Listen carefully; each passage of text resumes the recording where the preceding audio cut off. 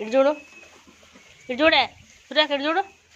సురేఖ ఇటు చూడు, చెప్పని చూడు, టైం అవుతుంది మళ్ళీ. ఇటు చూడు, ఇవన్నీ గట్టనే చూడ మనకంట చూడరా, ఏమనకంట పూర్ణ శివులిందా కూడా నేను అత్తయ్య కానీ పలక నేను నాకు నచ్చేది కదా సెంటి పని అంటది. కొమ్మలు చూస్తాడు వెన్నెల అక్కడ ఉంది.